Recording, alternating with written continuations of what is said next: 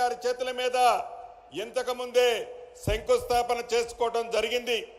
దేశ చరిత్రలో మహిళా సంఘాలకి తొలిసారిగా సోలార్ విద్యుత్ ప్లాంట్లు కేటాయిస్తూ ఇందిరమ్మ ప్రభుత్వం, అదే విధంగా మహిళా సంఘాల సభ్యులకి బీమా సౌకర్యం కూడా కల్పిస్తుంది మన ఇందిరమ్మ ప్రభుత్వం. ప్రజాపాలన కార్యక్రమంలో 6 గ్యారంటీల్లో ఎన్నికల ముందు ఏవైతే హామీలు ఇచ్చిందో ఆనాటి పిసిసి అధ్యక్షులు, ఈనాటి గౌరవ ముఖ్యమంత్రి గారు ఇచ్చిన మాట ప్రకారం మొట్టమొదటిగా మహిళలకి ఉచిత బస్సు సౌకర్యాన్ని కల్పించడం జరిగింది. ఈ ఉచిత బస్సు సౌకర్యం వల్ల ఉమ్మడి వరంగల్ జిల్లాలలో 8,56,00,000 మంది ఆడబిడ్డలు సుమారు 381 కోట్ల రూపాయలకి ఛార్జీలు ఈ ఉచిత బస్సు వల్ల నా ఆడబిడ్డలకి లబ్ధి జరిగింది అని చెప్పడానికి ఈ ఉమ్మడి వరంగల్ జిల్లా ప్రజల పక్షాన గౌరవ ముఖ్యమంత్రి గారికి కృతజ్ఞతలు తెలియజేస్తున్నాం. అదే రకంగా మహాలక్ష్మి పథకం ద్వారా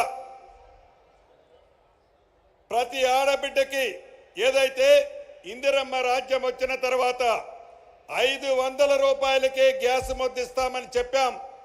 ఇచ్చిన మాట ప్రకారం ఈ ఉమ్మడి వరంగల్ జిల్లాకి 5,85,000 మహిళలకు సుమారు 104 కోట్ల విలువ చేసే సబ్సిడీని, అంటే 500 రూపాయల కంటే పైనున్న డబ్బుని వారు కొన్న తర్వాత వారి ఖాతాల్లోకి కేవలం ఉమ్మడి వరంగల్ జిల్లాలోనే 104 కోట్లు ఆడబిడ్డల ఖాతాలోకి గ్యాసు నిమిత్తం వేయటం జరిగింది. అదే రకంగా గృహజ్యోతి కార్యక్రమం ద్వారా గౌరవ ఉప ముఖ్యమంత్రి బట్టి విక్రమార్క గారు అనేక ప్రాంతాలకు తిరిగి అనేక ప్రజలని వారి దగ్గర నుంచి సేకరించిన వివరాల ప్రకారం అద్భుతంగా ఈ గృహజ్యోతి కార్యక్రమాన్ని చేపట్టడం జరిగింది. ఈ ఉమ్మడి వరంగల్ జిల్లాలోనే సుమారు 5,27,000 మందికి 200 యూనిట్లు ఉచిత పవర్ ఇవ్వటం వల్ల సుమారు 128 కోట్లు ఈ 5,27,000 కుటుంబాలకి లబ్ధి జరిగిందని చెప్పడానికి చాలా సంతోషిస్తున్నాను. అదే రకంగా రాజీవ్ ఆరోగ్యశ్రీ కార్యక్రమం ద్వారా ఇందిరమ్మ రాజ్యం రాకముందు పేదవాళ్లకు జబ్బు చేస్తే 5 లక్షల రూపాయల వరకే ఆనాటి కార్యక్రమంలో లబ్ధి జరిగేది. ఎన్నికల్లో వాగ్దానం చేసిన దాని ప్రకారం ఇందిరమ్మ రాజ్యంలో ఇప్పుడు 10 లక్షల రూపాయలు పేదవాళ్లకు జబ్బు చేస్తే ఇవ్వటం జరుగుతుంది.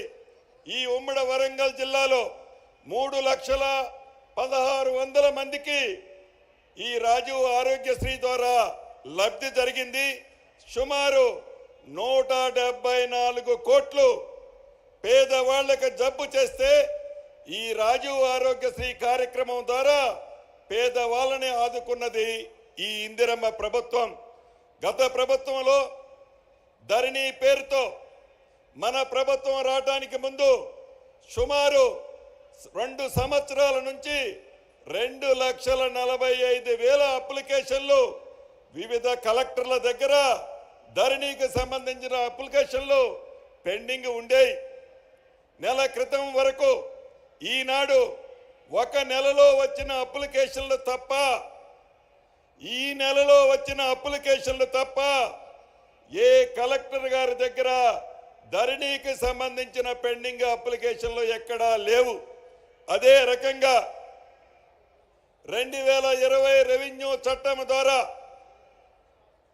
ఏదైతే ఆనాటి ప్రభుత్వం పేదోళ్ల భూములు, ప్రభుత్వ భూములు, భూదాన భూములు, అదే రకంగా దేవాదాయ భూములు, ఫారెస్ట్ భూములు ఆనాటి పింక్ కలర్ సంబంధించిన వాళ్ళు కబ్జా చేశారు.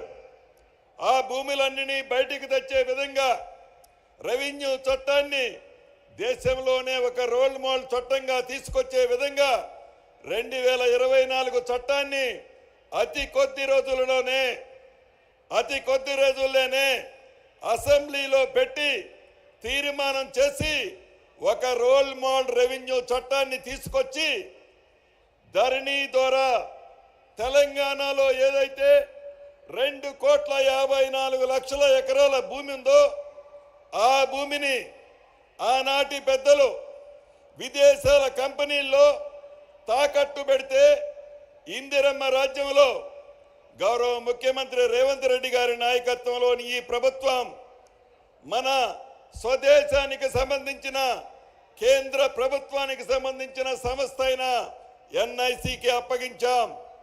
రాబోయే రోజుల్లో ధరణి సమస్యలు కానీ భూమి సమస్యలు కానీ పేదవాడికి సంబంధించిన ఒక్క గజాన్ని ఎవరైతే ఆనాడు దొంగిలించారో ఎవరైతే కబ్జా చేశారో చేసిన ప్రతి గజాన్ని పేదవాళ్ళకి చెందే విధంగా ఈ కొత్త చట్టాన్ని తీసుకురాబోతున్నాం. ఇక వరంగల్ విషయానికి వస్తే ఇందాక అనేక విషయాలు ముఖ్యులు చెప్పారు. ఇది ఒక పట్టణం. ఇంతకుముందే గౌరవ ముఖ్యమంత్రి గారు చెప్పినట్లు వరంగల్ అంటే ఒక చిన్న పట్టణం. దీన్ని మహానగరంగా తీర్చిదిద్దాలన్నదే ఈ ప్రభుత్వం యొక్క ముఖ్య ఉద్దేశం. ఈ వరంగల్ పట్టణాన్ని అభివృద్ధి చేసే దాంట్లో, తీర్చిదిద్దే దాంట్లో, మౌలిక వసతులు కనిపించే దాంట్లో, రహదారులు నిర్మించే దాంట్లో అన్ని రంగాలలో హైదరాబాద్కి ఎక్కడా తగ్గకుండా ఇదేనా రెండో క్యాపిటల్ అనే విధంగా వరంగల్ పట్టణాన్ని అద్భుతంగా తీర్చిదిద్దబోతున్నాం. ఏదైతే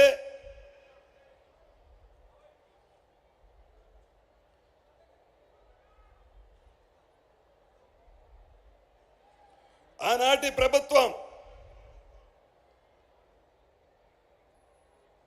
వరంగల్ పట్టణంలో అనేక కార్యక్రమాలు చేపడతామని చెప్పిన కార్యక్రమాలు ఏటిని పూర్తి చేయకుండా మాటలకే పరిమితం చేసి ఈనాడు ఈ వరంగల్ పట్టణాన్ని ఇంతకుముందే స్థానిక ఎమ్మెల్యే గారు చెప్పినట్లు అద్భుతంగా వరదల నిధులు గౌరవ ముఖ్యమంత్రి గారు, ఉప ముఖ్యమంత్రి గారు ఈ వరంగల్ జిల్లాకి అంటే ముఖ్యంగా వరంగల్ పట్టణానికి ఇవ్వటం జరిగింది. ఇంతకుముందే గౌరవ ముఖ్యమంత్రి గారు రేవంత్ రెడ్డి గారి చేతుల మీద కాళోజీ నారాయణరావు గారి ఆడిటోరియాన్ని ఓపెన్ చేసుకున్నాం. ఇక్కడ మీకు ఒక విషయం చెప్పాల్సిన అవసరం ఉంది. ఈ ఆడిటోరియాన్ని 2014లో అంటే సుమారు 10 సంవత్సరాల క్రితం ఆనాటి ముఖ్యమంత్రి గారు కేసీఆర్ గారు శంకుస్థాపన చేశారు. కానీ కాళోజీ కళాక్షేత్రాన్ని పూర్తి చేయాలని చిత్తశుద్ధి వారికి లేదు. వారు నివసించడానికి అద్భుతమైన బిల్డింగ్ కట్టడానికి అయితే డబ్బులుంటాయి.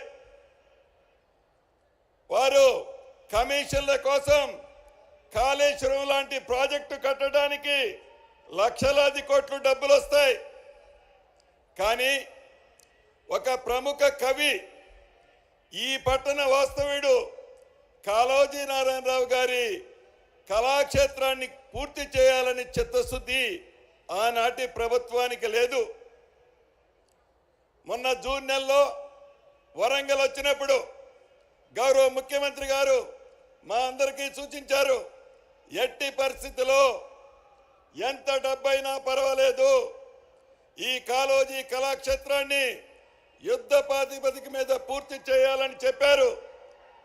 ఆ దిశలో సుమారు 95 కోట్లు ఖర్చు పెట్టి 1,77,000 చదరపు అడుగులతో అన్ని అంగులతో అద్భుతంగా కాళోజీ కళాక్షేత్రాన్ని నిర్మించడం జరిగింది.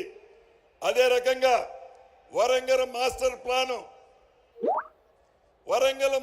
ప్లాను గడిచిన 30 సంవత్సరాలు, ముఖ్యంగా తెలంగాణ రాష్ట్రం ఏర్పడి 10 సంవత్సరాల నుంచి వరంగల్ పట్టణంలో నివసించే ప్రజలకి వారి కలలానే మిగిలింది.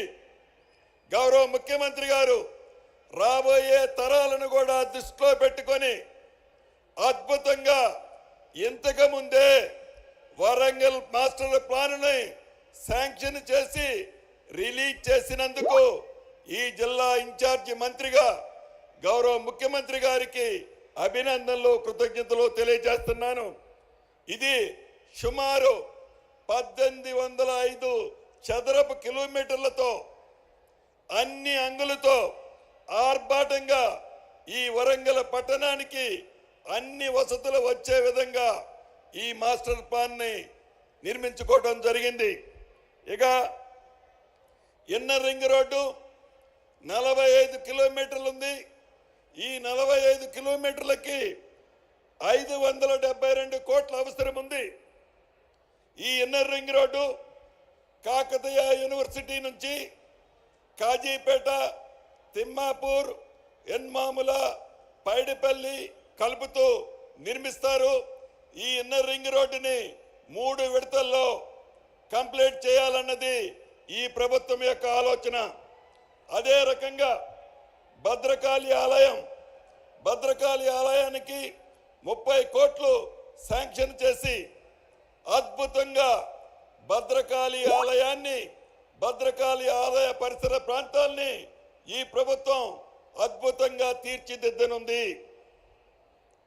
వివిధ నిధుల నుంచి ఇప్పటి వరకు ఇందిరమ్మ రాజ్యం వచ్చిన తర్వాత గౌరవ ముఖ్యమంత్రి రేవంత్ రెడ్డి గారి నాయకత్వంలోని ఈ ప్రభుత్వం ఈ ఉమ్మడి వరంగల్ జిల్లాకి 5,213 కోట్ల రూపాయలు శాంక్షన్ చేయటం జరిగింది. దీంట్లో 4,170 కోట్లు డ్రైనేజ్కి, 205 కోట్లు ఎయిర్పోర్టు ఈ ప్రాంత ప్రజల చిరకాల వాంఛ. ఈ ప్రాంత ప్రజలే కాదు, అటు నిజామాబాద్, అటు కరీంనగర్